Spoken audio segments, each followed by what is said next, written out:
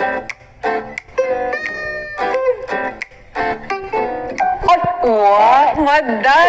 Hello, madam. Nagkita na din tayo. Wow! Grabe Ang ganda mo naman. pala sa personal. Totoo ba yan? Nako. Kasi nagpunta sa akin si Alex. Akala ko si Alex yung maganda, pero ikaw pala talaga.